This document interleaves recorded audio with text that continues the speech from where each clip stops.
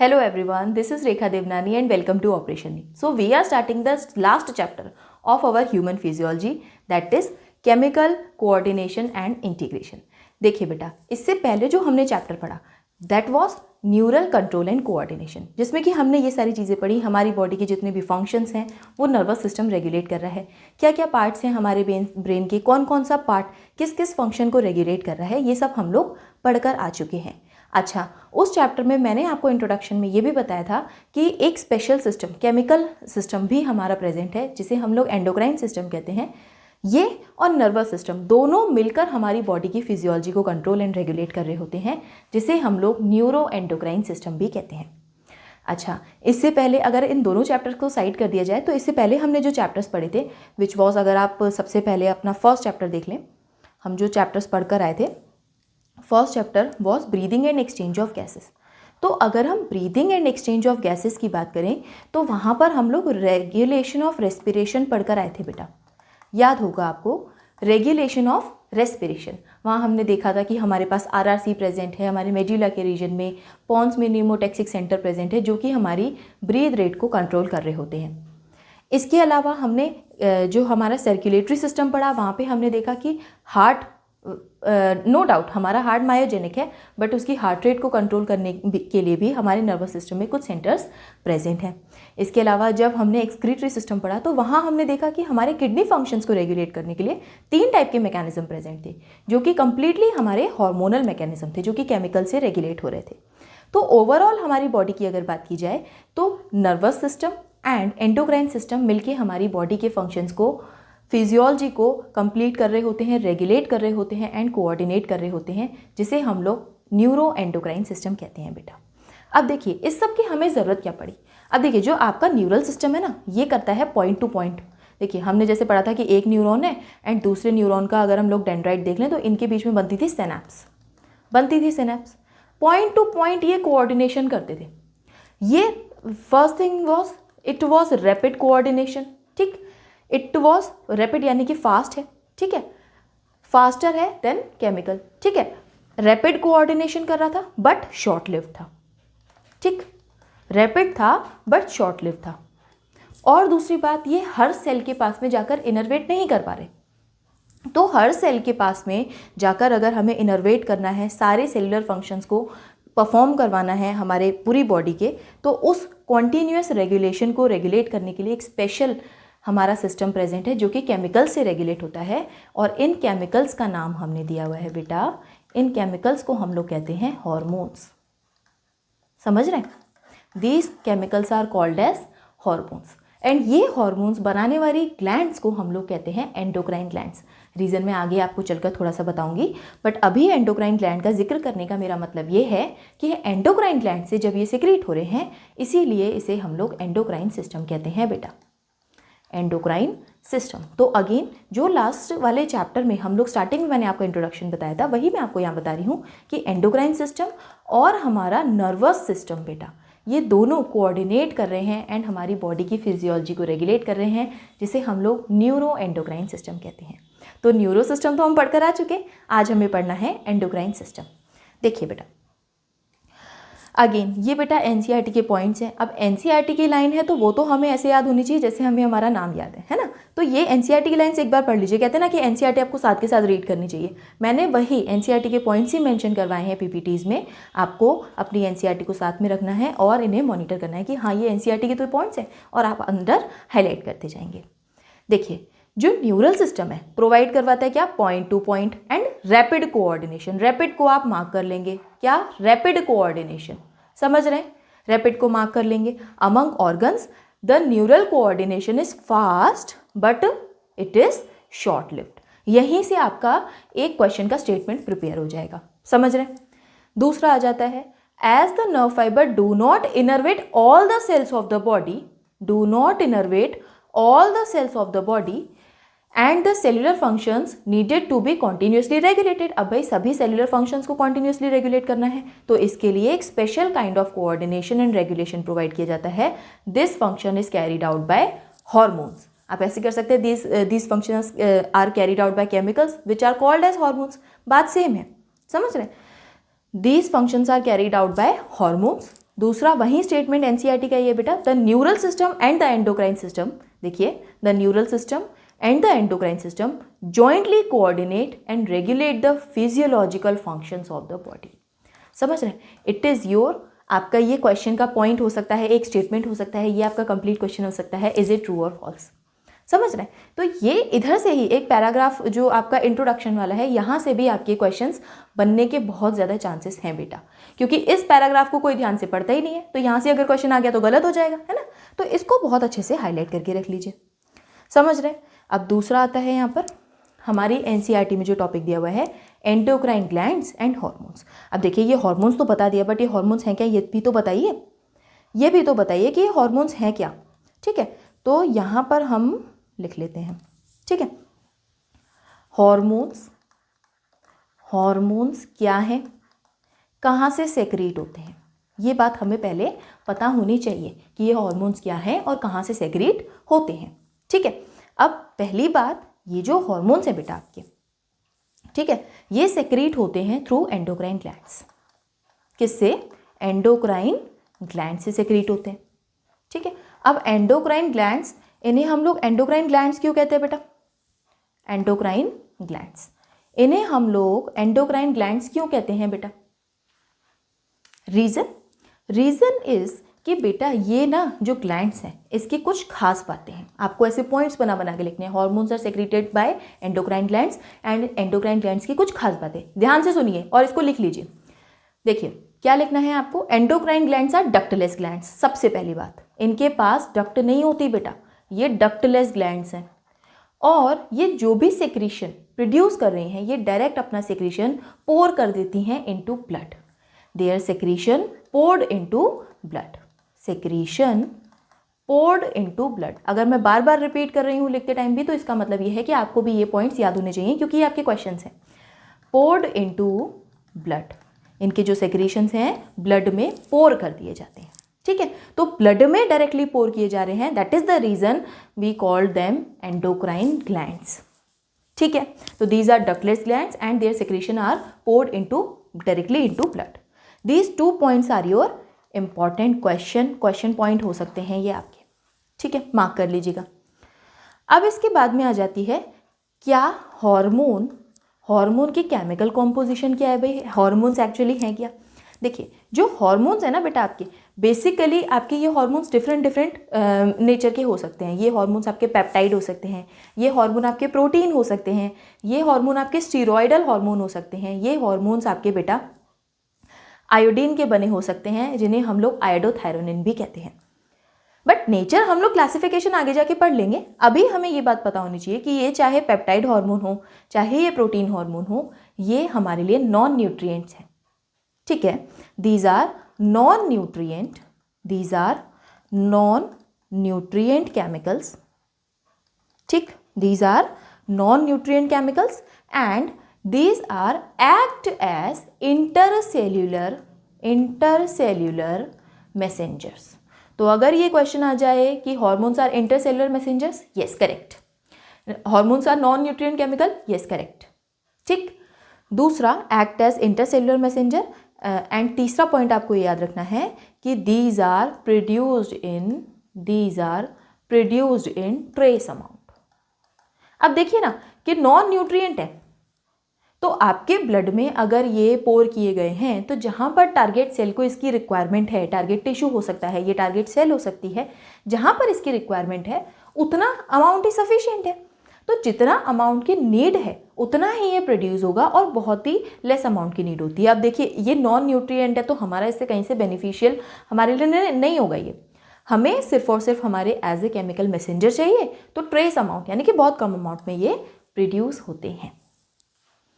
इतनी बात क्लियर है। ये बेटा आपके एनसीईआरटी के ही पॉइंट्स हैं, जिन्हें मैंने आपको पॉइंट्स के फॉर्म में बता दिया है। देखिए अगेन ये आपकी NCERT, endocrine gland lack ducts hence are called ductless glands. NCERT में मार्क कर लीजिएगा, ये मैं आपको एनसीईआरटी रीडिंग ही करवा रही हूँ, समझ रहे हैं। Their secretion are called as hormones. अब ये जो हार्मोन्स हैं, these are chemical produced by endocrine glands and released into the blood and transported to a distantly located target organ. Endocrine gland से सेक्रीट होंगे और जहाँ भी आपका टारगेट ऑर्गन होगा वहाँ उसके पास पहुँच जाएंगे। एक तो ये आपकी, अगर हम लोग देखें, क्लासिकल डेफिनेशन है। ठीक है। वहीं अगर साइंटिफिक डेफिनेशन की बात की जाए तो जो मैंने आपको पॉइंट्स बताए ना उन्हीं को अरेंज कर लीजिए। Hormones are non nutrient chemicals which act as intercellular messengers and produced in trace amount. 3 point से आपकी जो साइंटिफिक करेक्ट डेफिनेशन है एनसीईआरटी में बोल्ड लेटर्स में लिखी हुई है बेटा, इसको आप याद कर लेंगे। अब बच्चे ये जो लाइन है उसे रटते रहते हैं, तो रटने की क्या ज़रूरत है, लिख लो ना। जो जैसे मैंने आपको पॉइंटर्स के फॉर्म में लिखवाया हार्मोन्स, इस तरीके से 3 पॉइंट लिख लो ना, ये हो गई आपकी डेफिनेशन, रटने की ज़रूरत ही नहीं है। समझ रहे हैं। अब आ जाता है and secreted by endocrine glands. ठीक, एंडोक्राइन क्यों, and their secretion poured directly into blood. ये भी आप पॉइंट यहाँ पर ऐड कर लीजिएगा। इतनी बात सभी को क्लियर है। देखिए ये तो हो गया इंट्रोडक्शन। अब बात आती है हमारा जो एंडोक्राइन सिस्टम है कैसे कैसे एनिमल्स में डेवलप हुआ है। तो बेसिकली बहुत ज़्यादा लोअर एनिमल्स में नहीं है एंडोक्राइन सिस्टम। अगर हम लोग बात करें इनवर्टिब्रेट्स, इनवर्टिब्रेट एंड वर्टिब्रेट का ही डिवीजन आपकी एनसीईआरटी में मेंशन्ड है, आपके सिलेबस में मेंशन्ड है, तो वही आपको करना है। इनवर्टिब्रेट्स की बात करें तो इनके पास में सिंपल एंडोक्राइन सिस्टम है जिनमें कुछ थोड़े से हॉर्मोन्स हैं, ठीक है।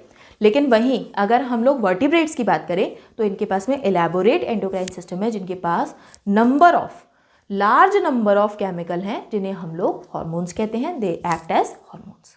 ये भी लाइन आपकी एनसीईआरटी की है, तो ये भी आपका क्वेश्चन हो सकता है, करेक्ट। अब आ जाता है ह्यूमन एंडोक्राइन सिस्टम। हम किसी भी चैप्टर का कोई इंट्रोडक्शन पढ़ लें, हम लोग डिफरेंट एनिमल ग्रुप्स में वो सिस्टम पढ़ लें, अल्टीमेटली तो हमें ह्यूमन के सिस्टम में ही आना है। तो we are at the human endocrine system. Human endo, इसे पता नहीं क्या हो जाता है बार बार, ह्यूमन, ये यहाँ पर चाहता ही नहीं है कि मैं यहाँ लिखूँ, यहाँ लिख लीजिए ह्यूमन एंडोक्राइन सिस्टम। ठीक है बेटा, यहीं लिख लेते हैं, ठीक, ह्यूमन एंडोक्राइन सिस्टम। अब देखिए ह्यूमन एंडोक्राइन सिस्टम की अगर हम बात करें तो बेटा इसको याद करने का, मेमोराइज करने का सबसे अच्छा तरीका ये है कि आप अपनी बॉडी में लोकेशन के हिसाब से मूव करते जाएं। तो आपके ब्रेन में कुछ ग्लैंड्स प्रेजेंट हैं, ठीक है, फिर आपकी बॉडी में किस किस लोकेशन पर ग्लैंड्स प्रेजेंट हैं उस तरीके से हम लोग अप टू डाउन हमारी बॉडी पे मूव करेंगे। जैसे मैंने आपको स्केलेटल सिस्टम लर्न करवाया था, एग्जैक्टली वैसे ही अप टू डाउन आप मूव करेंगे और आपको सारी ग्लैंड्स याद हो जाएंगी। फर्स्ट थिंग इज आपको की नंबर याद रखना है, दूसरी बात आपको अप टू डाउन सीक्वेंस याद रखना है, जिससे कि आपको एंडोक्राइन ग्लैंड्स बहुत अच्छे से याद हो जाएंगे, आपको दिक्कत नहीं होगी, ठीक है। तो सबसे पहले हम लोग देख लेते हैं हमारा ब्रेन। इसमें बेटा प्रेजेंट है एक ग्लैंड जिसे हम लोग कहते हैं पीनियल ग्लैंड।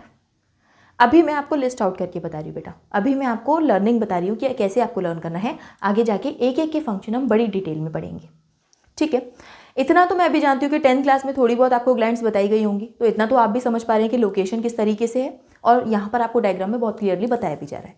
बट एक एक ग्लैंड से कौन सा हार्मोन सेक्रेट हो रहा है डिटेल में 1 बाय 1 करेंगे। अभी थोड़ा सा सीक्वेंस देख लीजिए। सबसे पहले आएगी पीनियल ग्लैंड, फिर आती है पिट्यूटरी, अच्छा हाइपोथैलेमस भी यहाँ मेंशन कर लीजिए अभी फिलहाल के लिए, ठीक। पिट्यूटरी के बाद में मतलब आपके ब्रेन में 3 चीज़ें आपको पढ़नी 3 चीज़ें हैं, ठीक है। फिर मैं आपको बताऊंगी कि क्या मैं आपको ऐसा क्यों कह रही हूँ, हाइपोथैलेमस को साइड रखिए, अभी पढ़नी आपको 3 चीज़ें हैं, पीनियल, पिट्यूटरी, हाइपोथैलेमस, ठीक।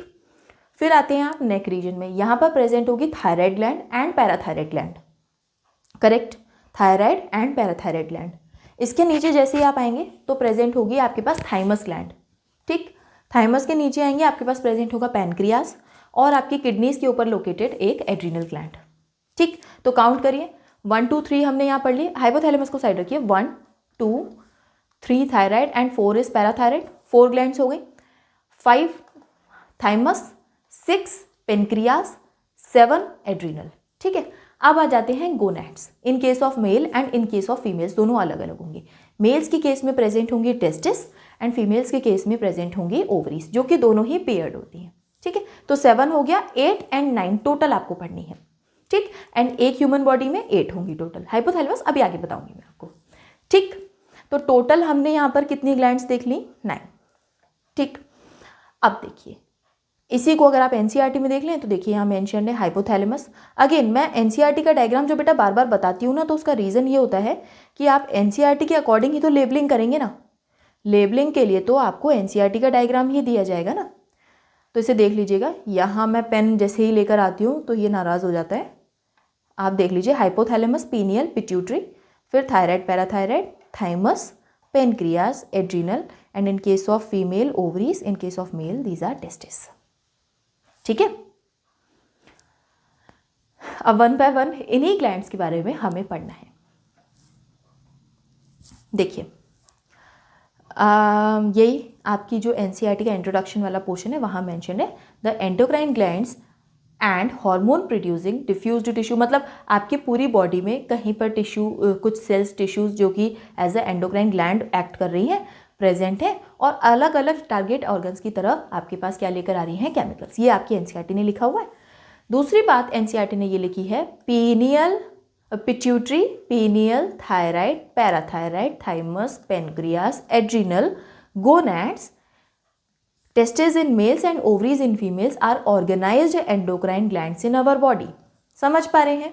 एनसीईआरटी ने क्या लिखा हुआ है, pituitary, pineal, thyroid, parathyroid, pancreas, adrenal and gonads सभी मेंशन है, बट यहाँ पर हाइपोथैलेमस मेंशन नहीं किया हुआ है, जबकि डायग्राम में मेंशन है। तो it is the contradictory point of NCERT. Basically hypothalamus का जो डिटेल है, बेसिक कॉन्सेप्ट है, वो मैं आपको भी बताऊंगी, बट एनसीईआरटी का ये कॉन्ट्राडिक्टरी पॉइंट है बेटा। तो अगर इस स्टेटमेंट से क्वेश्चन आता है तो आप यही 9 ग्लैंड्स यहाँ पर लिखेंगे, पिट्यूटरी,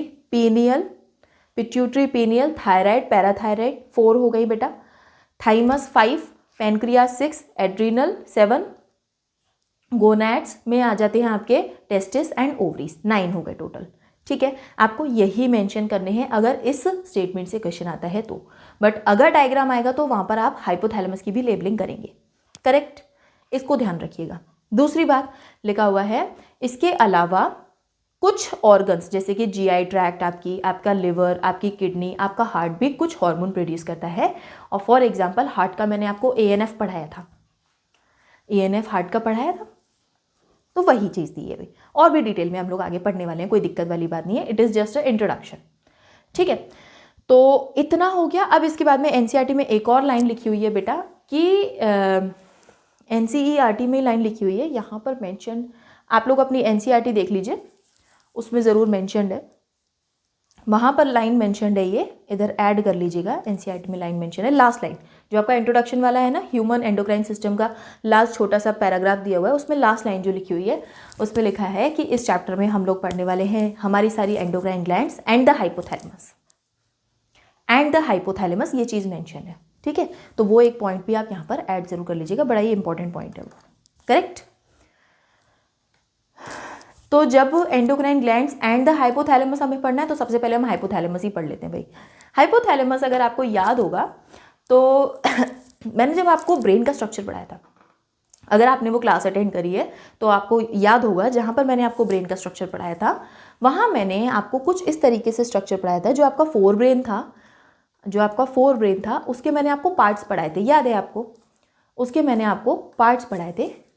एमेगडेला, अगर आप याद कर पा रहे तो चैट्स में लिखकर मुझे बताएंगे।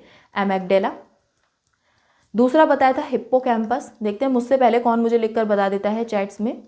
हिप्पोकैम्पस। इसके बाद में मैंने आपको बताया था डायनसेफ्लॉन, जिसमें मैंने आपको ये कहा था कि जो डायनसेफ्लॉन है ना, इसके 3 पार्ट्स हैं। One is epithalamus, one is thalamus and last one is hypothalamus, जो कि तीनों मिलाकर हमारा इमोशनल ब्रेन भी बना रहे थे। तो जो हमारा ये डायनसेफ्लॉन है, अब आप इसको यहाँ अगर देख लें, इसको अगर आप यहाँ बनाने का ट्राई करें तो मान लीजिए इट इज़ एपिथैलेमस, ठीक, it is thalamus and it is hypothalamus. तो क्या मैं ये कह सकती हूँ ये पूरा अगर डायनसेफ्लॉन है तो ये जो बेजल पार्ट है, बेजल पार्ट इज हाइपोथैलेमस, तो basal part of diencephalon is a hypothalamus, ऐसे मैं कह सकती हूँ। वही एनसीईआरटी ने लिखा हुआ है, the hypothalamus is the basal part of diencephalon. और क्योंकि हमने ब्रेन के स्ट्रक्चर में जहाँ डायनसेफ्लॉन पढ़ा, जहाँ हमने हाइपोथैलेमस पढ़ा था, वहाँ हमने देखा था कि बॉडी फंक्शंस में कितने सारे ये फंक्शंस परफॉर्म कर रहा था। सबसे इंपॉर्टेंट तो थर्मो रेगुलेशन ये कर रहा था, हमारी बॉडी टेम्परेचर को रेगुलेट कर रहा था। तो हमारी बॉडी फंक्शंस को बहुत ज़्यादा wide spectrum of body functions को ये रेगुलेट करता है, because it is a part of fore brain, obviously your brain, correct. But इसके पास में इस सब के अलावा कुछ सेल्स ऐसी होती हैं जिन्हें हम लोग न्यूरोसेक्रेटरी सेल्स कहते हैं, जो कि हॉर्मोन्स बनाती हैं, जिन्हें हम लोग न्यूक्लियाई भी कहते थे। वहाँ भी मैंने आपको ये चीज़ बताई थी कि इसके पास में कुछ ग्रुप है न्यूरोसेक्रेटरी सेल्स का जो कि हार्मोन बनाती है एंड उन्हें हम लोग न्यूक्लियाई कहते थे। करेक्ट, वही चीज़ है, इनके पास में several groups of neurosecretory cells हैं जिन्हें हम लोग न्यूक्लियाई कहते हैं, विच प्रोड्यूसेस हॉर्मोन्स। समझ रहे हैं? So it is the part of brain, but उसके पास में क्या है, कुछ न्यूरोसेक्रेटरी सेल्स है जो कि हॉर्मोन्स प्रोड्यूस करते हैं। इसका मतलब हाइपोथैलेमस का हो गया डुअल फंक्शन। वही बात है। देखिए अब होता क्या है, जितने भी ये हार्मोन प्रोड्यूस करता है ना बेटा, ये हार्मोन डायरेक्टली किसी टारगेट ऑर्गन के पास नहीं जाते हैं। ये हार्मोन्स बेसिकली इसके जस्ट नीचे लोकेटेड होती है। आपका अगर ये आप ब्रेन का स्ट्रक्चर देख रहे हो तो यहाँ पर इसको देखिए, ये जो जूम करके बताया हुआ है यहाँ पर, ये जो ब्राउन कलर का है, it is your hypothalamus. Correct, this 4-1 is hypothalamus and this is your pituitary. ये जो पोर्टली लाइक आपका मोमोज लाइक स्ट्रक्चर दिख रहा है, इट इज़ योर पिट्यूटरी, जो कि कनेक्टेड है बाय अ स्टॉक। ठीक है, जो कि कनेक्टेड है बाय अ स्टॉक। तो ये है आपकी पिट्यूटरी की लोकेशन बेटा। तो जो आपका हाइपोथैलेमस है ना, इसमें जो भी हार्मोन प्रोड्यूस होते हैं ये पिट्यूटरी को सिग्नल देते हैं और फिर पिट्यूटरी अपने हार्मोन्स को सेक्रेट करती है। ठीक है, तो देखिए जो हाइपोथैलेमस है 2 टाइप के हार्मोन प्रोड्यूस करता है, one are releasing hormone and other are inhibitory hormone. Releasing hormone pituitary को कहेंगे कि आप अपने हार्मोन रिलीज करिए, इनहिबिटरी हार्मोन आएंगे तो पिट्यूटरी को कहेंगे आप अपने सेक्रीशन को थोड़ा सा रोक दीजिए, अब आप इनहिबिट कर दीजिए। पिट्यूटरी को कंट्रोल कर रहा होता है बेसिकली आपका हाइपोथैलेमस। एंड अगेन पिट्यूटरी आपकी पूरी बॉडी की ग्लैंड्स को कंट्रोल कर रही होती है, जिसे हम लोग मास्टर ग्लैंड भी कहते हैं। ठीक है, तो यहाँ से देख लीजिए 2 टाइप के हार्मोन बन रहे हैं और इनका जो फंक्शन है ना, वो मैं आपको थोड़ा सा डायग्राम में बड़ा करके बताना चाह रही हूँ। देखिए पहले अगर आप ये समझ गए ना, तो उसके बाद हार्मोन्स लर्न करना वो बड़ा ईजी काम है। ये दिख रहा होगा आपको एक न्यूरॉन, ये हाइपोथैलेमिक न्यूरॉन दिख रहा है आपको, this one is cell body, इसके अंदर बना है आपका हार्मोन। ठीक, ये हार्मोन आपके इस एक्सोन में पास होगा। एक्सोन में क्या है, ये जो आपको ब्लैक ब्लैक डॉट्स दिख रहे हैं ना, दीज आर बेसिकली हार्मोन्स। इसके अंदर प्रोड्यूस हुआ और एक्सोन में आगे बढ़ा है। जैसे ये एक्सोन में आगे बढ़ा है, ये अपनी नर्व एंडिंग पर रिलीज कर दिया गया है बेटा, नर्व एंडिंग पर रिलीज कर दिया गया है, जहां से इसको कैच कर लिया है सर्कुलेटरी सिस्टम ने। ठीक है, किसने कैच कर लिया है, सर्कुलेटरी सिस्टम में। अगेन ब्लड में पोर किया जाएगा। ठीक, सर्कुलेटरी सिस्टम ने, ये आपकी कैपिलरीज का नेटवर्क है जिसे हम लोग पोर्टल सर्कुलेशन कहते हैं। इसने इसको कैच किया through the portal circulation and blood stream के थ्रू ये किसके अंदर आ गए, ये वाले देखिए ब्लैक ब्लैक डॉट्स दिख रहे हैं आपको, यहाँ पर दिख रहे हैं, ये पोर्टल सर्कुलेशन के थ्रू किसके पास आ गए, आपके पिट्यूटरी के पास। पिट्यूटरी में भी 2 बेसिकली पार्ट से आगे पढ़ेंगे, एंटीरियर पिट्यूटरी के पास। समझ रहे हैं? मैं आपको बहुत डिटेल में समझाना चाहती हूँ क्योंकि ये डायग्राम्स बहुत ही अनदेखा रह जाता है, समझ में नहीं आता कि कैसे इसकी लेबलिंग करनी है। बहुत इजीली सब कुछ एक्सप्लेन किया हुआ है इसी डायग्राम के अंदर। अगेन देख लीजिए, ये जो आपका सेल बॉडी है, इसके अंदर फॉर्म हुआ आपका हार्मोन, आपके एक्सोन के थ्रू पास हुआ एंड आपके एंड टर्मिनल पर रिलीज कर दिया गया, जहाँ से कैच कर लिया पोर्टल सर्कुलेशन ने और इसको ले गए एंटीरियर पिट्यूटरी के पास। अब एंटीरियर पिट्यूटरी के पास अगर ये हार्मोन रिलीजिंग हार्मोन होगा तो पिट्यूटरी अपने हार्मोन्स को रिलीज करेगी, बट अगर ये इनहिबिटरी होगा तो पिट्यूटरी अपने हार्मोन्स को रिलीज करना रोक देगी, इनहिबिट हो जाएगी। करेक्ट, इतनी बात क्लियर है? अब पोस्टीरियर पिट्यूटरी देख लीजिए, हाइपोथैलेमिक न्यूरॉन ये वाला भी तो बना हुआ है हमें, ये भी तो एक हाइपोथैलेमिक न्यूरॉन बना हुआ है। एंड ये हार्मोन जो प्रोड्यूस हुआ ये पूरे एक्सोन में जा रहा है और डायरेक्टली पिट्यूटरी के अंदर रिलीज हो रहा है। देख पा रहे हैं? डायरेक्टली किसके अंदर रिलीज हो रहा है, पिट्यूटरी के अंदर। तो ये हमारे पोस्टीरियर पिट्यूटरी वाले जो आपकी पोस्टीरियर पिट्यूटरी है उसमें रिलीज हो रहा है।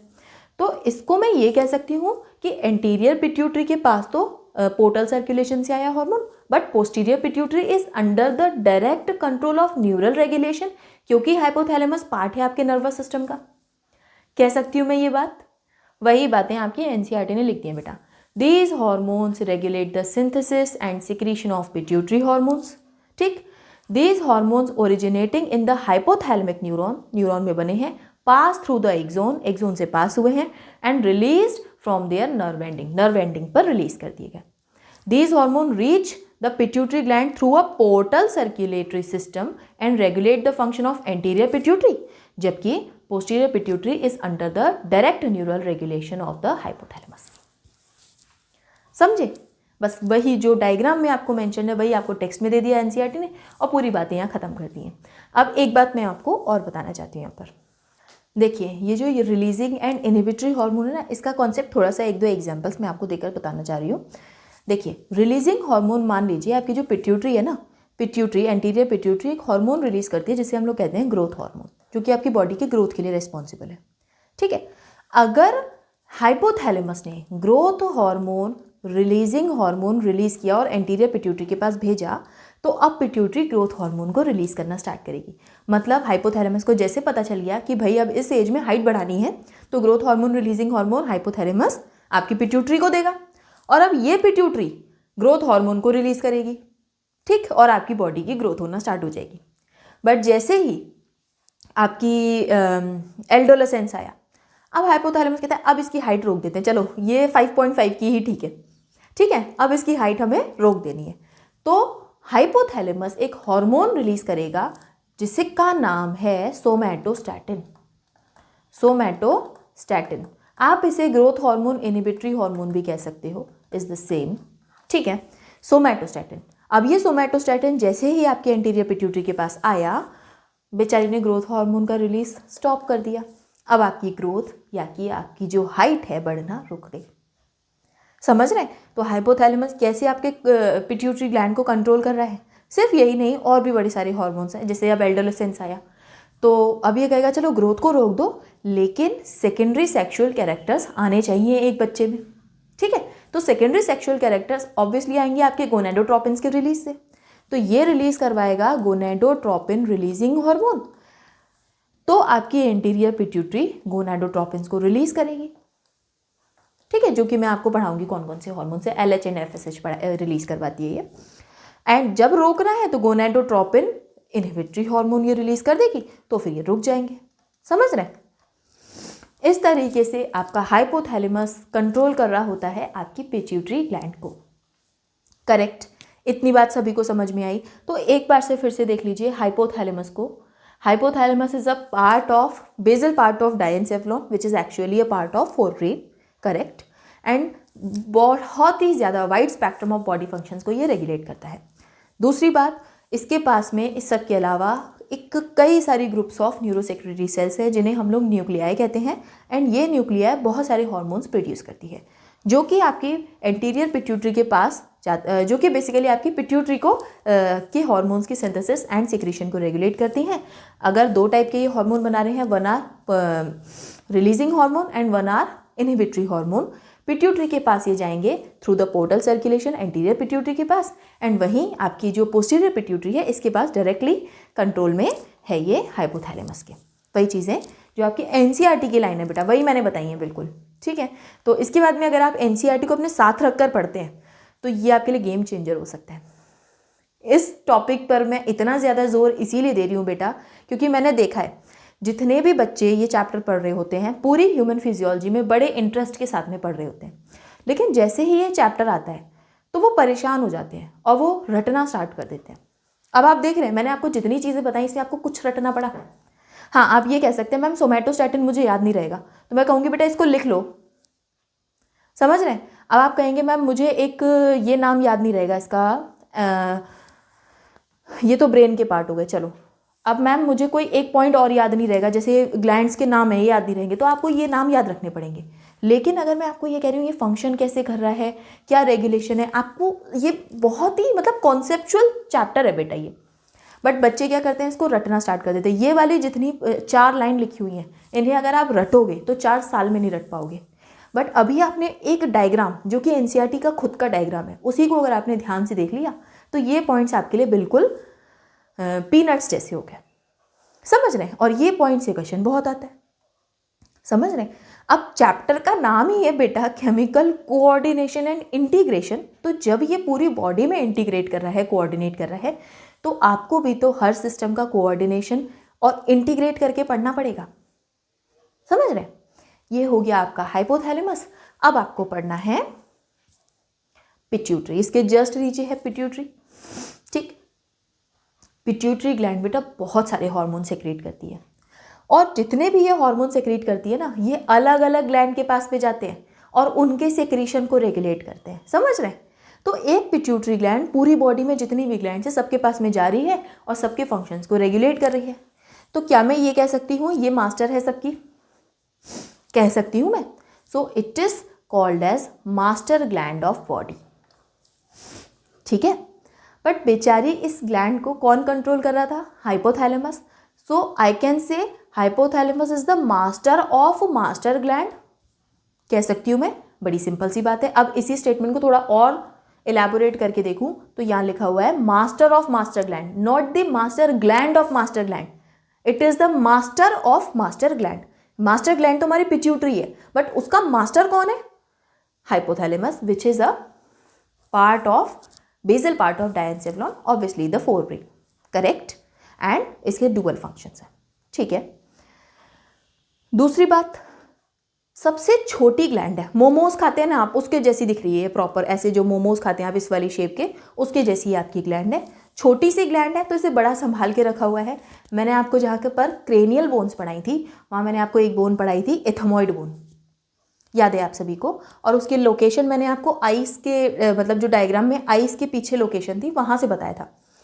तो एथमॉइड बोन जो है ना पीछे आपके ब्रेन के अंदर क्रेनियम में, उस बोन में एक छोटा सा गड्ढा प्रेजेंट है, कैविटी प्रेजेंट है, जिसे हम लोग सेला टर्सिका कहते हैं।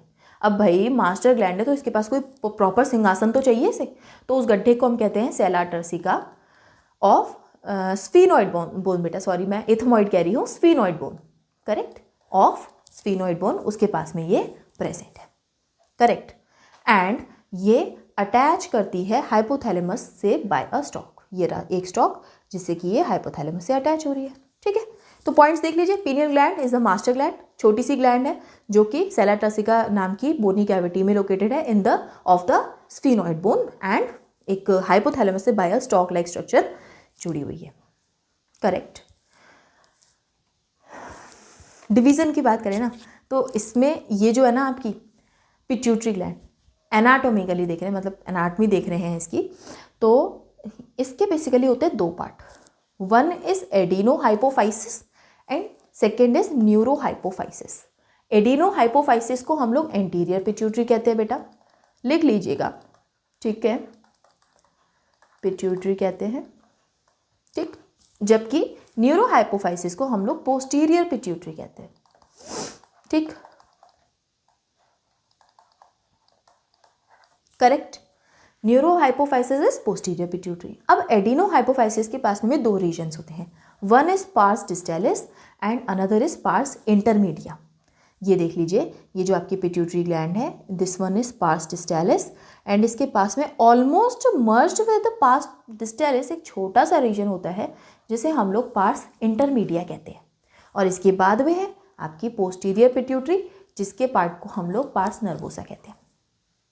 ठीक है, अब इनसे कौन कौन से हार्मोन प्रोड्यूस होते हैं, किस किस पार्ट को, किस किस ग्लैंड को रेगुलेट कर रहे होते हैं, ये हमें वन बाय वन देखना है। देखिए वही ये एनसीईआरटी के statements, anatomically divided into adeno hypophysis and neuro hypophysis. अब अगर सिली क्वेश्चन इस पॉइंट से आया तो वही आ जाएगा, फिर मॉर्फोलॉजिकली डिवाइडेड, अरे भाई एनाटॉमिकली है। ठीक है, एनाटॉमिकली मार्क कर लीजिएगा। सिली क्वेश्चन ऐसे ही बनते हैं भाई, ऐसे ही बनते हैं। ठीक है, adeno hypophysis and neuro hypophysis.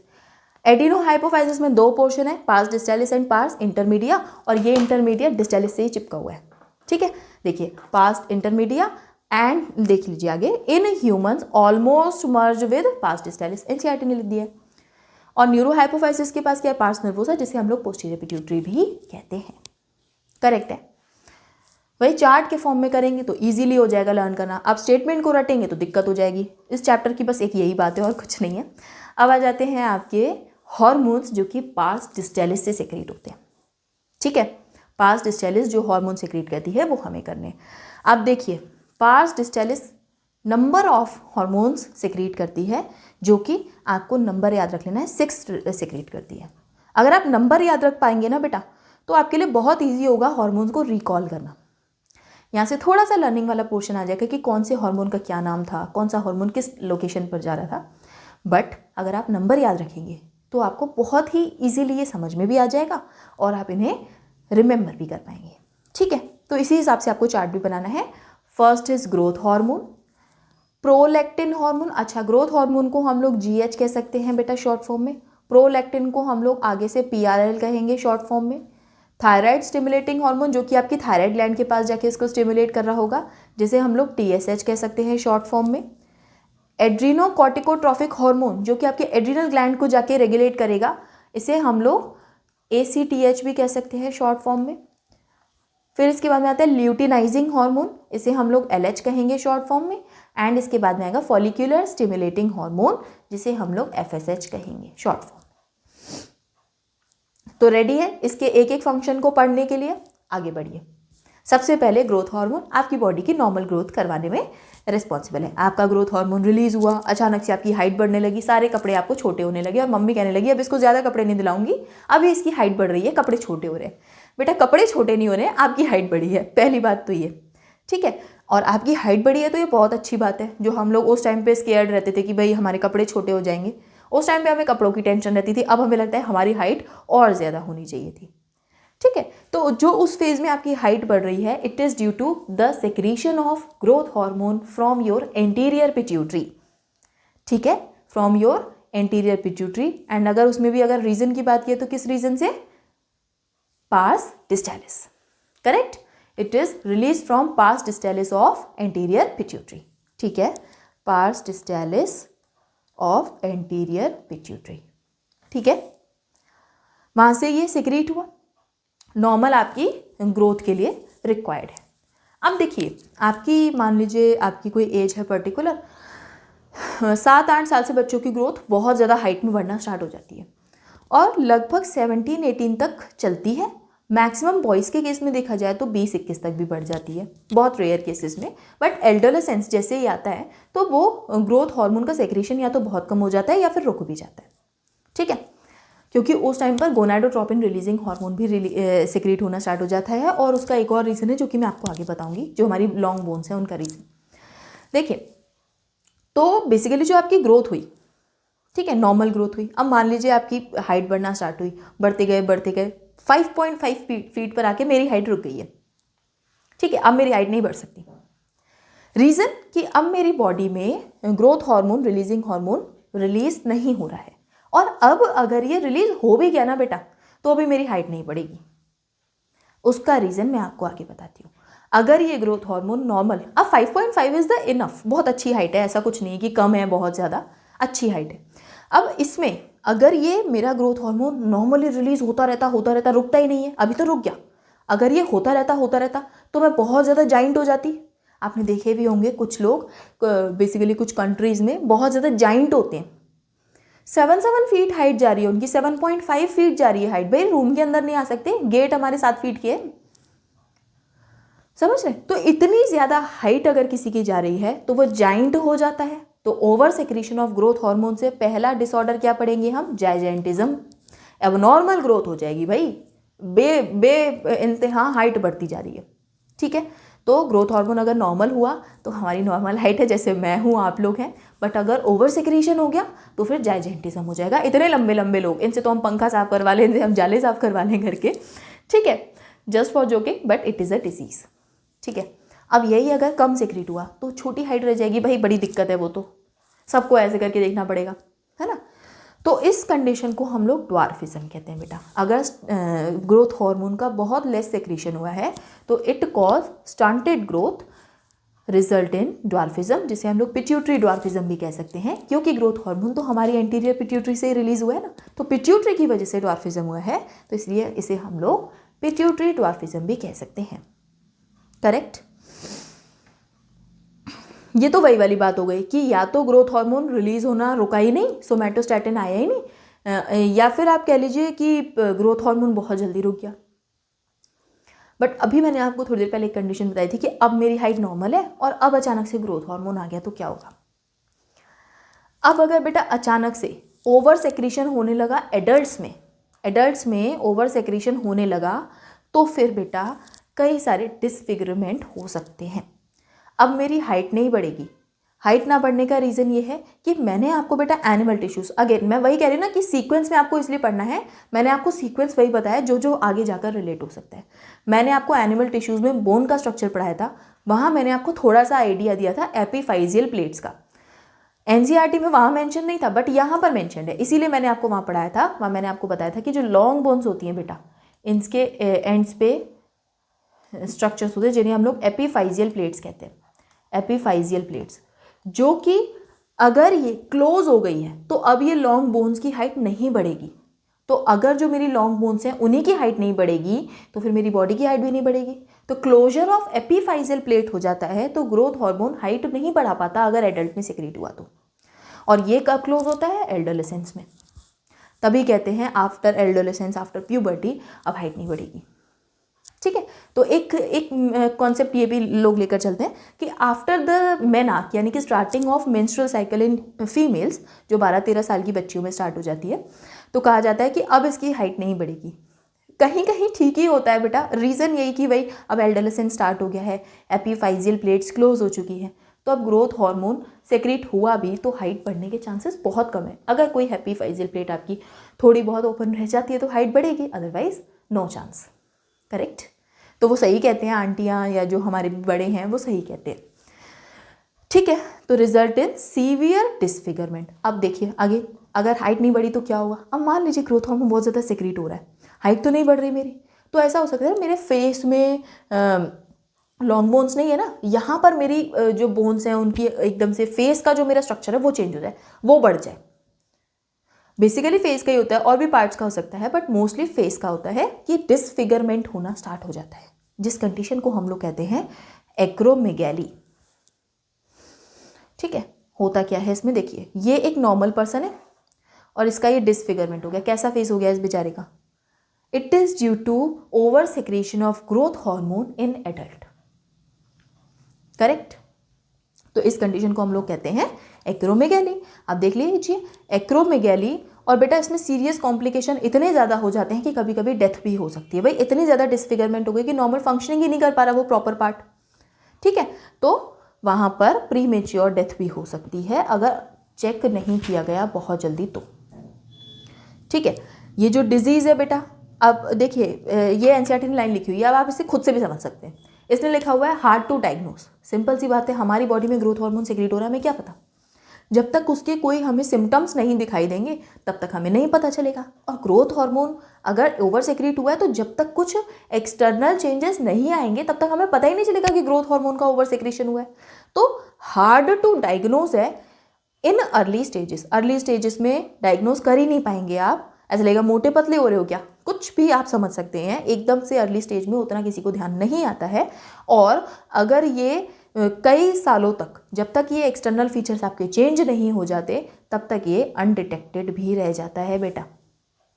समझ रहे हैं? तब तक ये अनडिटेक्टेड भी रह जाता है। और वही चीज़ लिखी हुई है, hyper secretion of growth hormone in adult does not cause further increase in height because of epiphyseal plates close after adolescence. जो पॉइंट मैंने आपको पहले बताया वो यहाँ पर मेंशन है। ठीक है, तो इट इज़ योर एक्रोमेगैली। तो अगर इसमें आपको कुछ चीज़ें याद रखनी है तो क्या है? ओवर सेक्रेशन हुआ तो जाइजेंटिज्म, जाइंट लोग हो गए जाइजेंटिज्म, सिंपल है। ड्वार्फ हो गए तो ड्वार्फिज्म, सिंपल है। एक्रोमेगैली वर्ड आपको एक याद रखना पड़ेगा बस, बाकी सब तो कॉन्सेप्चुअली है। करेक्ट? और फेस की डिसफिगरमेंट आपको इस डायग्राम से याद हो जाएगी, इस पिक्चर से याद हो जाएगी। Correct? So it is all about your growth hormone. इसके बाद में आता है आपका दूसरा हार्मोन जिसे हम लोग प्रोलैक्टिन कहते हैं। वही सीक्वेंस में जो मैंने आपको बताया बेटा, आपको सीक्वेंस में ही याद रखना है, जिसे हम लोग कहते हैं प्रोलैक्टिन। ठीक है, ये देखिए अगेन आपकी एनसीईआरटी का डायग्राम यहाँ आपको दिख रहा होगा। ये पिट्यूटरी है। ठीक है, इससे पहले क्या रिलीज हुआ था? ग्रोथ हार्मोन, जो कि पूरी आपकी बॉडी के पास गया था, लॉन्ग बोन्स की हाइट बढ़ाई, आपकी बॉडी की हाइट बढ़ाई। ठीक, डिसऑर्डर्स हमने पढ़ लिए। अब ये पिट्यूटरी से अगर आपकी जो मैमरी ग्लैंड्स है बेटा, जो आपके मैमरी ग्लैंड्स हैं, इनके पास में ये जाएगा प्रोलैक्टिन। प्रोलैक्टिन का मतलब ये है बेटा, प्रोलैक्टिन जो है ये रेगुलेट करता है growth of mammary gland and production of milk. जो मैमरी ग्लैंड है, जो कि एक बहुत ही स्पेशल स्ट्रक्चर है to nourish the young ones. जो मदर है वो अपने बच्चे को नरिश कर पाए, फीड कर पाए, उसके लिए मैमरी ग्लैंड्स का जो स्ट्रक्चर नेचर में बना है, इनका ग्रोथ और इनमें मिल्क का प्रोडक्शन कौन करवाता है? PRL, प्रोलैक्टिन, जो कि रिलीज हो रहा है आपकी एंटीरियर पिट्यूटरी से। ठीक है, तो पिट्यूटरी से हार्मोन आया और मैमरी ग्लैंड्स पर भी एक्ट किया। ठीक है, इतनी बात समझ आई। अब यही दूसरा हार्मोन आता है थायराइड स्टिमुलेटिंग हार्मोन। तो हो क्या रहा था, पहले ग्रोथ हार्मोन आया, पूरी बॉडी पर ग्रोथ बढ़ा दी, फिर PRL, प्रोलैक्टिन आया, मैमरी ग्लैंड्स की ग्रोथ और उनमें प्रोडक्शन ऑफ मिल्क किया। तीसरा आया थायराइड स्टिमुलेटिंग हार्मोन। ये थायराइड ग्लैंड को स्टिमुलेट करेगा कि भाई अपने हार्मोन बनाओ, समझ रहे हैं? ये थायराइड ग्लैंड से इसके हार्मोन सिंथेसाइज करवाएगा। तो thyroid stimulating hormone stimulates the synthesis and secretion of thyroid hormone from thyroid gland. ये देख लीजिए, पिट्यूटरी है, इसके पास ये थायराइड ग्लैंड के पास जा रहा है, समझ रहे हैं? तो पिट्यूटरी से बॉडी में गया, पिट्यूटरी से मैमरी ग्लैंड्स में गया, पिट्यूटरी से थायराइड ग्लैंड के पास आया, समझ रहे हैं? मास्टर है ना, यही फंक्शन है इसके। तीसरा आ जाता है ACTH, एड्रिनोकॉर्टिकोट्रॉफिक हार्मोन। ये आपकी एड्रिनल ग्लैंड्स जो कि आपकी किडनीज के ऊपर ऐसे सेंटा क्लॉज की कैप की तरह पहनी हुई हैं, उनके पास जाएगा और उनमें भी रीजन्स होते हैं। उनका जो कॉर्टेक्स वाला रीजन है, वहाँ से हॉर्मोन्स को, जो वहाँ पर स्टीरॉयड हार्मोन होते हैं बेसिकली, जिन्हें हम लोग ग्लूकोकॉर्टिकॉइड कहते हैं, सारे आगे जाके आपको याद हो जाएंगे, उनको सेक्रेट करवाता है फ्रॉम एड्रिनल कॉर्टेक्स। बस इतना याद रखिए अभी के लिए। ये जो आपका एड्रिनल ग्लैंड है, किसके ऊपर? ये किडनीज के ऊपर ऐसे बैठा हुआ, इसके कॉर्टेक्स वाले रीजन में जाएगा और इनसे इनके हार्मोन्स को सेक्रेट करवाएगा। बाकी हार्मोन के नाम वगैरह सब आपको आगे मैं आपको याद करवा दूंगी, डोंट वरी। ठीक है, फिर आते हैं LH एंड FSH, 5 और 6। ठीक है, LH एंड FSH ये आपकी गोनैडल एक्टिविटी। देखिए एक बार फिर से देख लीजिए, जो पिट्यूटरी था पहले कहाँ गया? आपकी हाइट बढ़ाई ग्रोथ हार्मोन से, PRL ने आपकी मैमरी ग्लैंड्स को स्टिमुलेट किया, फिर इसके अलावा थायराइड स्टिमुलेटिंग हार्मोन ने थायराइड ग्लैंड को किया, इसके बाद में पिट्यूटरी से क्या आया? एड्रिनोकॉर्टिकोट्रॉफिक, ये आपके एड्रिनल ग्लैंड के पास गया। अब इसके पास में आ रहा है LH एंड FSH, जो कि आपके gonads, ovaries in females and testis in males, दोनों के पास में जाएगा। LH FSH दोनों में सेक्रेट होगा, दोनों में अलग अलग फंक्शन करवाएगा। पिट्यूटरी तो दोनों की एक ही है ना। ठीक है, तो LH सेक्रेट होगा, FSH सेक्रेट होगा और आपके गोनैड्स को एक्टिवेट करेगा या उनकी एक्टिविटी को बढ़ाएगा, इसीलिए इन्हें हम लोग गोनैडोट्रोफिन्स भी कहते हैं। तो मैंने आपको कहा था ना गोनैडोट्रोफिन रिलीज होते हैं, जिनके नाम क्या है? LH and FSH। वही चीज़ मैं वहाँ बता रही थी, करेक्ट? तो पहले सबसे पहले LH के फंक्शन देख लेते हैं, फिर FSH के देख लेंगे। ठीक, LH मेल्स के केस में क्या करते हैं? दोनों में रिलीज होगा। मेल्स के केस में क्या करते हैं? आपकी जो टेस्टिस है ना बेटा, जो टेस्टिस है मेल्स की, ये जो टेस्टिस हैं, इनमें बहुत सारी सेल्स होती हैं, जो कि हम लोग नेक्स्ट चैप्टर ह्यूमन रिप्रोडक्शन में सब स्ट्रक्चर पढ़ने वाले हैं बहुत डिटेल में। इसमें एक स्पेशल सेल्स होती है जिसका नाम होता है लेडिक सेल्स। क्या नाम है? Leydig cells. इनके पास में जाता है, समझ रहे हैं? बड़े ध्यान से सुनिएगा। इनके पास में जाता है और वहाँ से टेस्टोस्टेरोन का यानी कि एंड्रोजन का सिंथेसिस करवाता है। टेस्टोस्टेरोन का सिंथेसिस एंड सेक्रेशन करवाता है, क्योंकि जो लेडिक सेल्स है वही टेस्टोस्टेरोन सेक्रेट करती हैं एंड यही रिस्पॉन्सिबल है आपकी ये बियर्ड आने के, आपकी दाढ़ी मूछें आने के, आपकी जो प्यूबर्टी है उस एज में। और इसके अलावा बहुत सारे फंक्शंस जो आपके सेकेंडरी सेक्सुअल कैरेक्टर्स है वो इसी से रेगुलेट होते हैं फ्रॉम टेस्टोस्टेरोन, करेक्ट? तो जो आप लोग देख लीजिए, जो मेल्स हैं एंड फीमेल्स हैं, अब आपकी क्लास में आपकी एज इतनी इनफ है कि आपका टेस्टोस्टेरोन अच्छे से रिलीज हो चुका है। तो अब आपको ये पता चला होगा, आपकी जो आवाज़ है वो घर में आपको सब लोग टोकने लगेंगे, आवाज़ बड़ी भारी होगी इस लड़के की। अरे भाई उसकी गलती नहीं है, उसको टेस्टोस्टेरोन रिलीज हो रहा है, उसका एडोलेसेंस पीरियड चल रहा है, तो उसका टेस्टोस्टेरोन रिलीज हुआ है इसलिए उसकी आवाज़ भारी हो गई है, उसकी खुद की गलती नहीं है। और लड़की की आवाज़ पैनी हो गई है। तो वो दोनों सेकेंडरी सेक्सुअल कैरेक्टर्स है, जबकि बचपन में दोनों की आवाज़ें सेम थी। ठीक है, और दोनों में और भी बॉडी में चेंजेस आने लगे just because the release of your gonadotropins and आपके जो भी हॉर्मोन्स हैं, just because their secondary sexual characters. ठीक है, तो लेडिक सेल्स के पास में क्या जाएगा? LH in case of males, और वहाँ से टेस्टोस्टेरोन जिन्हें हम लोग एंड्रोजेंस भी कहते हैं वो रिलीज करवाएगा, जो कि आपके सेकेंडरी सेक्सुअल कैरेक्टर्स के लिए रिस्पॉन्सिबल है। ठीक है, तो LH किसके पास जाएगा? लेडिक सेल्स के पास। L stands for Leydig cells, ऐसे याद रख लीजिए, LH से लेडिक सेल्स। दूसरा है फीमेल्स में। फीमेल्स में अच्छा मैं आपको ना एक चीज़ बताती हूँ, फीमेल्स की जो ओवरीज है ना बेटा,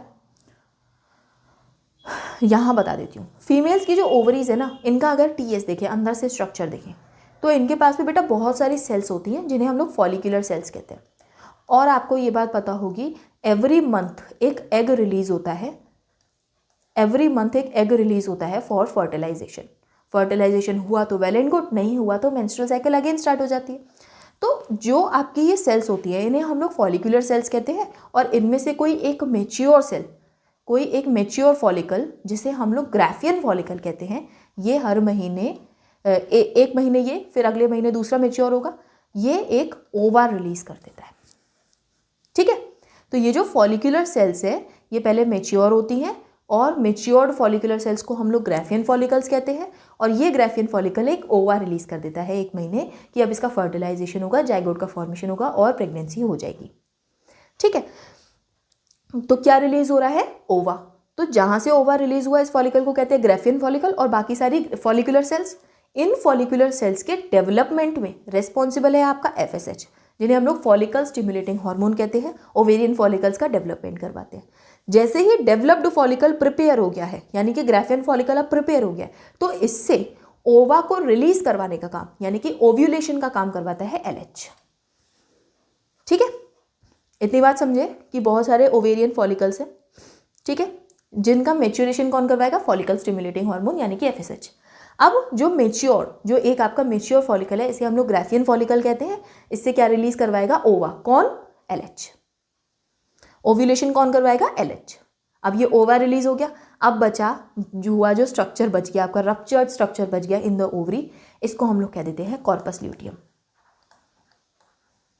ठीक, अब इस कॉर्पस ल्यूटियम को मेंटेन करने का भी काम एलएच का है। जब तक कि प्रेगनेंसी हो नहीं जाती, या हो रही है या नहीं हो रही है इस बात की श्योरिटी नहीं हो जाती, तब तक इस कॉर्पस ल्यूटियम को मेंटेन करने का भी काम आपका एलएच करेगा। तो वही देखिए, एफएसएच का क्या है? Stimulate the growth and development of ovarian follicle. अब ये जो डेवलप्ड ओवेरियन फॉलिकल है, जिसे हम लोग ग्राफियन फॉलिकल कहते हैं, induces ovulation off fully matured follicles and maintain corpus luteum formed from the remains of the Graafian follicle. मतलब कि जो मेच्योर फॉलिकल था उसे हम लोग ग्राफियन फॉलिकल कहते थे।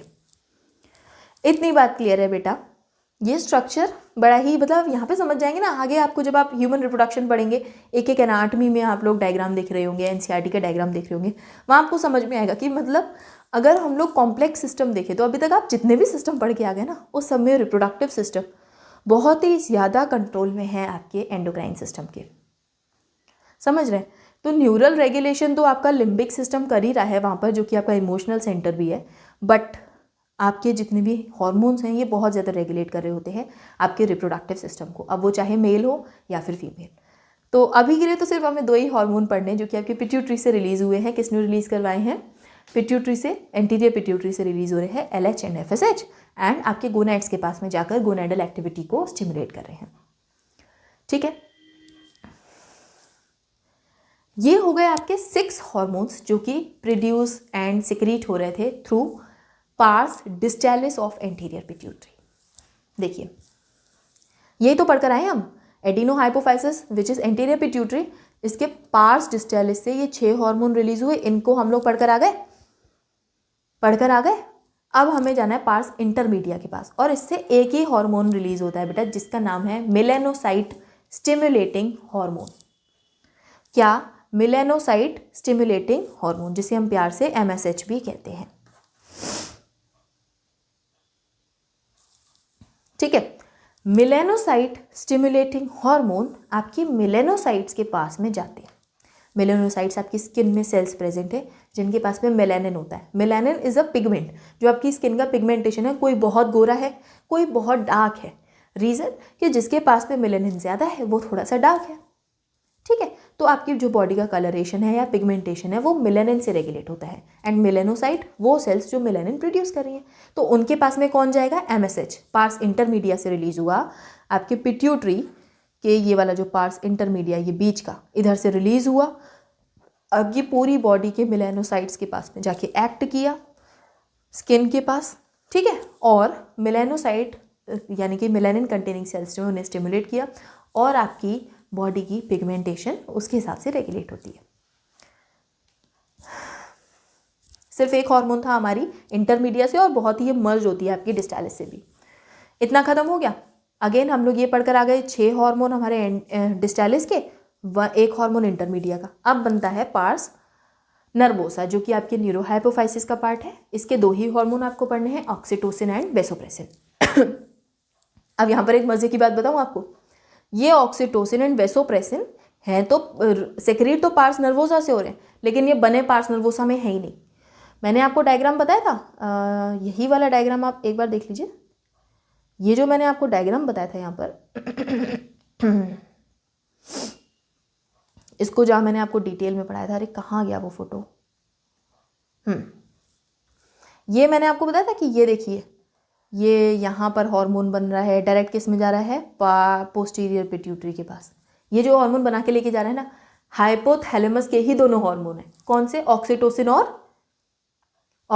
और वेसोप्रेसिन, 2 हार्मोन हाइपोथैलेमस के ही बनाए हुए हैं, हाइपोथैलेमस ने ही बनाए हैं। बने किस में हैं? हाइपोथैलेमिक न्यूरॉन में, पोस्टीरियर पिट्यूटरी के पास स्टोर कर दिए गए कि आप संभाल के रख लो इसे, जब जरूरत पड़ेगी तो सेक्रेट कर देना। बस इतना सा काम है। तो स्टोर एंड सेक्रेट कर रही है पोस्टीरियर पिट्यूटरी यानी कि पार्स नर्वोसा, बट कि बने किस में है ये, जबकि बने किस में है ये, आपके हाइपोथैलेमस में। ठीक है, तो पोस्टीरियर पिट्यूटरी के 2 ही आपको याद रखने हैं हार्मोन, जो कि बने तब भी किस में है, आपके हाइपोथैलेमस में। One is oxytocin and another is vasopressin. अब 1 बाय 1 देख लीजिए। सबसे पहला ऑक्सीटोसिन, बड़ा ही प्यारा हार्मोन है ये। बड़ा ही प्यारा हार्मोन इसलिए कह रही हूँ कि हमारी एग्जिस्टेंस का रीज़न ही ये हार्मोन है। अगर ये हार्मोन नहीं होता तो शायद से हम एग्जिस्ट ही नहीं कर रहे होते।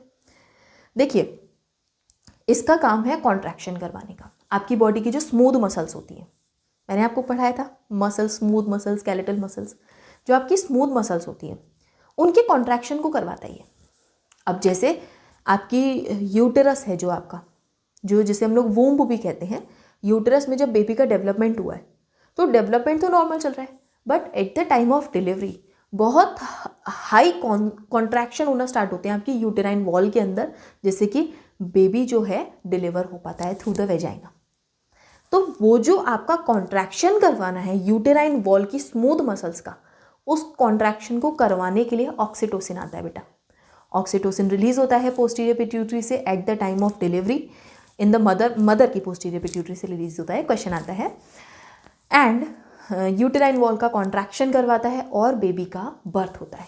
इसीलिए इसे हम लोग बर्थ हार्मोन भी कहते हैं बेटा। और ऐसा नहीं है इजी कॉन्ट्रैक्शन नहीं है, बहुत तेज कॉन्ट्रैक्शन होते हैं जिन्हें हम लोग विगरस कॉन्ट्रैक्शन भी कह सकते हैं।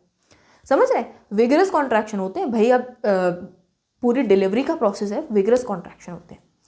ठीक है, दूसरी बात, कॉन्ट्रैक्शन ये करवाता है at the time of birth, तो at the same time of birth mammary glands के पास भी जाता है ये, एंड वहाँ से मिल्क इजेक्ट करवाता है। समझ रहे हैं? दोनों बातों में डिफरेंस है। प्रोलैक्टिन ने मिल्क बनाया था बट बाहर नहीं निकला था अभी।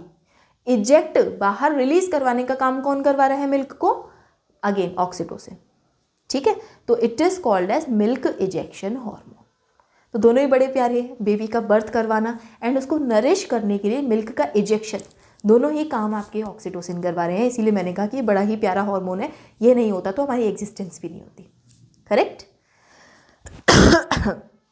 दूसरा हार्मोन पोस्टीरियर पिट्यूटरी सेक्रेट करती थी, वेसोप्रेसिन। ये जो वेसोप्रेसिन है ना बेटा, ये आपकी किडनी के पास जाता है। अगर आपकी वाटर, ये मैं आपको थोड़ा पहले एक्सक्रीटरी सिस्टम में पढ़ा भी चुकी हूँ, थोड़ा सा आप रिलेट कर पा रहे होंगे। अगर आपको एडीएच से कुछ याद आता है तो मुझे चैट्स में बताइए।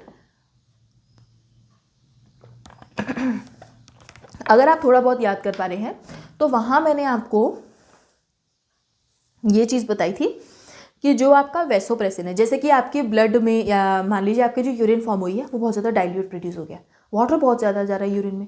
अब यूरिन में वाटर का लॉस हम लोग तो टॉलरेट नहीं कर सकते भाई, हम अफोर्ड ही नहीं कर सकते।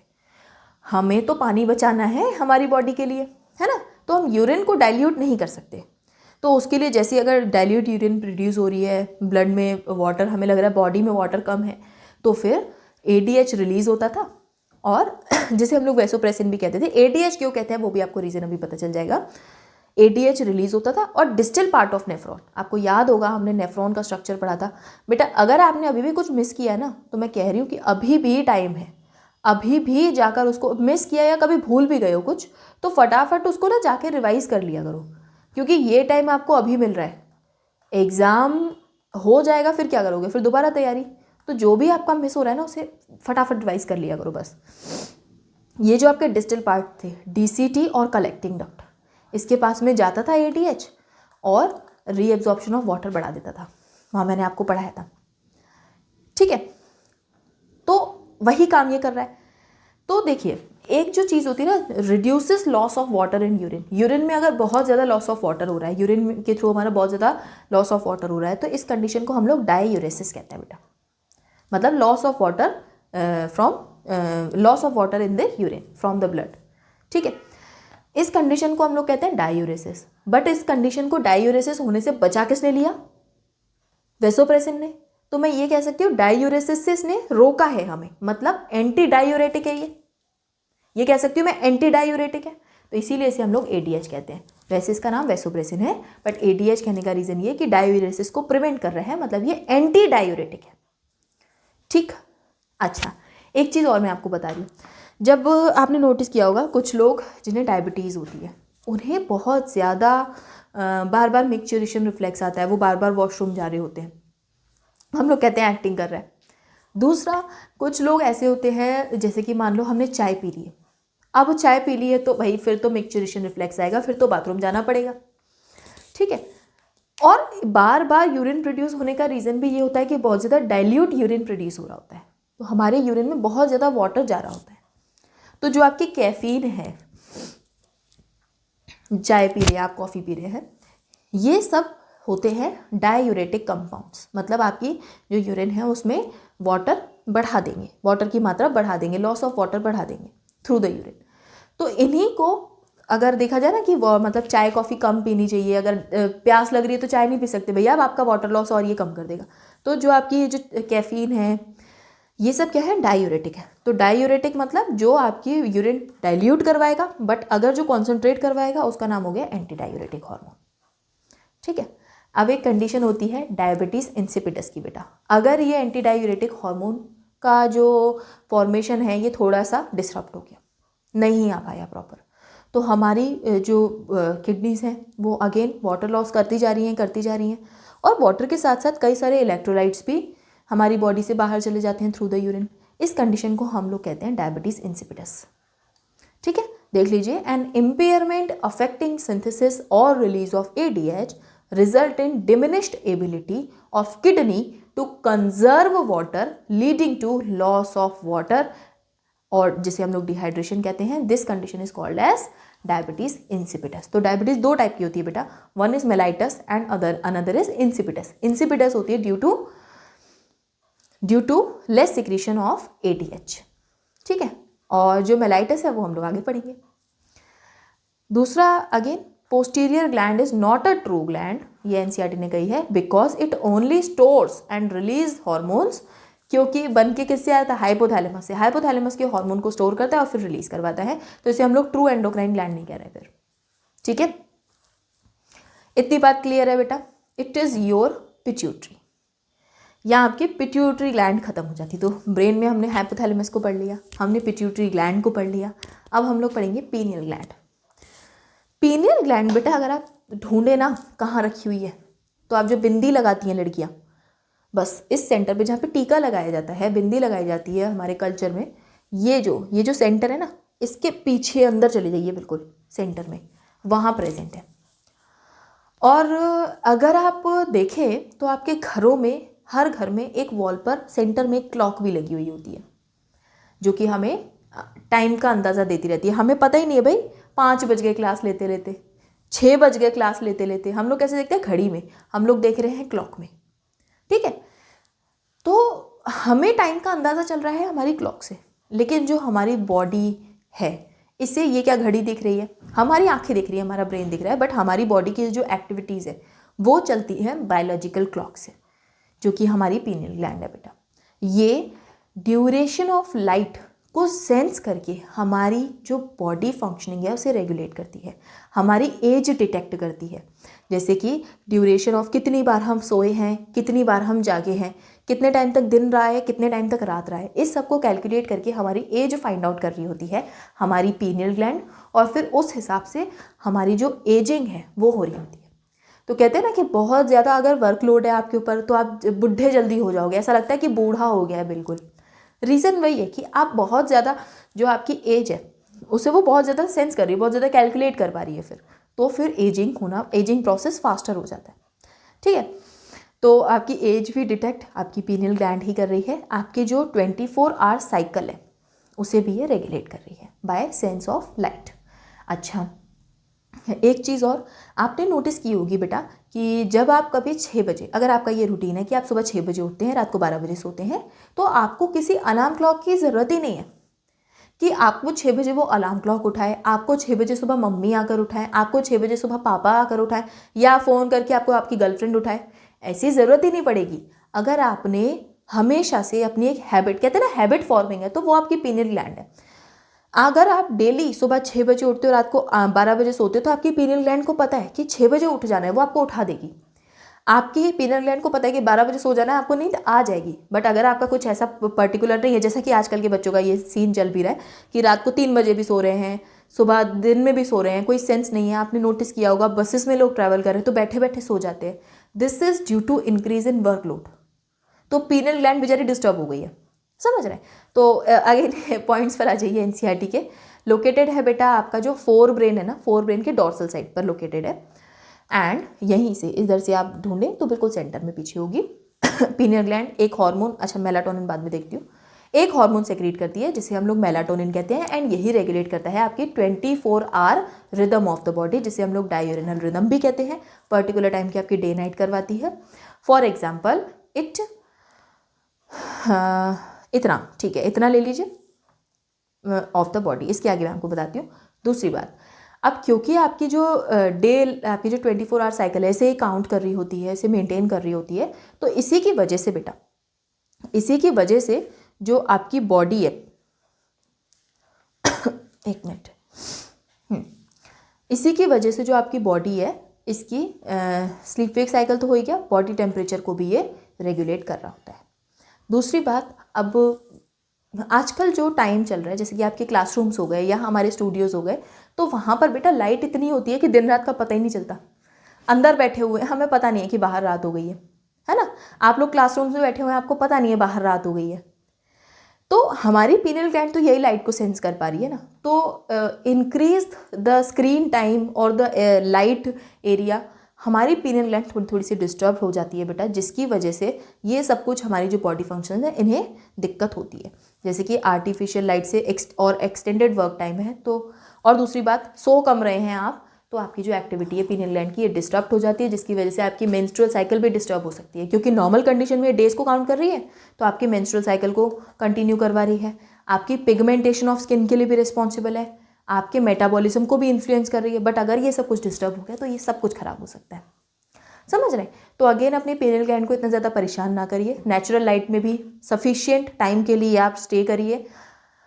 मैं मानती हूँ कि आर्टिफिशियल लाइट हमारे लिए बहुत ज़्यादा नेसेसरी हो गया है, हम खुद स्क्रीन पर वर्क कर रहे हैं, बट आप जितना कोशिश करें अपनी थोड़ी सी डे टाइम एक्टिविटीज़ को बढ़ाकर, अपनी फिजिकल एक्टिविटीज़ को बढ़ाकर, एंड एक्सटर्नल एनवायरनमेंट के भी कांटेक्ट में आकर अपनी पीनियल ग्लैंड को थोड़ा सा नॉर्मल रख सकते हैं। क्योंकि ये बेटा यही रीज़न है आपकी जितनी भी बॉडी में बहुत ज़्यादा प्रॉब्लम्स हो जाती हैं, आपको डिप्रेशन आ जाता है, ये सारी चीज़ें यहीं से अफेक्ट होती हैं। ठीक है, तो बहुत ज़्यादा आपको पीनियल ग्लैंड में पढ़ना नहीं है, ये आपको कुछ पॉइंट्स याद रखने हैं एनसीईआरटी के, और इतने से ही क्वेश्चन आ जाता है। पीनियल ग्लैंड आपकी एनसीईआरटी में भी 2-3 लाइन की दी हुई है, वही सारी मैंने मेंशन कर दी है। ठीक है, ये सब आपको याद रखना है पीनियल ग्लैंड में बेटा। It is all about today's lecture. Brain की जितनी भी लोकेशन थी वो हमने पढ़ लिया है। अब हम लोग नेक्स्ट लेक्चर में पढ़ेंगे थायराइड, पैराथायराइड, थाइमस और पेनक्रियास, और एड्रिनल भी कवर कर लेंगे, कोई दिक्कत नहीं है, एड्रिनल भी हम लोग उसमें कवर कर लेंगे। बट बेटा अगेन टॉपिक ऐसा है कि आपको ये अच्छे से ही पढ़ना है, ठीक है। जब तक आप इसे एनसीईआरटी से पढ़ नहीं लेंगे, जितने मैंने आपको पॉइंट्स लिखवाए आप नोट्स बना नहीं लेंगे, आपको ये चैप्टर दिक्कत देगा। और अगर आपने बना लिया तो आपको लगेगा ये तो पीनट्स है, ठीक है। तो बड़ा ही इजीली आपका ये हो जाएगा। अब देखिए बेटा, अब आपको करना क्या है, इस चैप्टर को एनसीईआरटी से पढ़िए। कोई डाउट आए तो ये टेलीग्राम पर ग्रुप बना हुआ है, बेझिझक इसमें डाउट डाल दीजिए। मैं बताऊँगी आपको, ठीक है, मैं बताऊँगी, मैं नहीं हूँ, मैनेजर है वो बताएगा आपको। इसके अलावा और भी जो बच्चे हैं वो एक दूसरे से डिस्कस करते हैं, तो ग्रुप डिस्कशन में बहुत ही ज़्यादा अच्छा रहता है बेटा। तो वहाँ आप ये कर सकते हैं, अपना कोई भी डाउट वहाँ शेयर कर दीजिए, नो इशू। अदर सब्जेक्ट से भी, आपके फिजिक्स केमिस्ट्री से भी है, तो जो बच्चे हैं वो आपको बता देंगे, एक दूसरे में आप ग्रुप स्टडी भी कर सकते हैं वहाँ पर, ठीक है।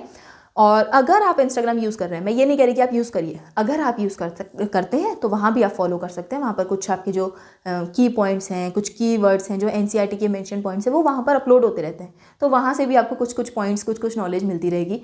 एंड आपके इंस्टाग्राम पर फालतू रील स्क्रॉल ना करके आप वहाँ से भी कुछ इंपॉर्टेंट अपने नीट एग्जाम के लिए कलेक्ट कर रहे होंगे। और नेक्स्ट लेक्चर आपको इजीली मिल जाए, सर्च ना करना पड़े, लिंक ना ढूंढना पड़े, उसके लिए चैनल को सब्सक्राइब करके बेल आइकन जैसे क्लिक करेंगे तो कोई मेहनत की जरूरत नहीं है, ऊपर नोटिफिकेशन आएगा, टच करके क्लिक करके आप फटाफट से लेक्चर को अटेंड कर लेंगे। तो फटाफट से सब्सक्राइब कर लीजिए ऑपरेशन नीट 700 को, एंड नीट एग्जाम का ऑपरेशन करने के लिए तैयार हो जाइए। So it is all about today's lecture. Thank you and have a nice day.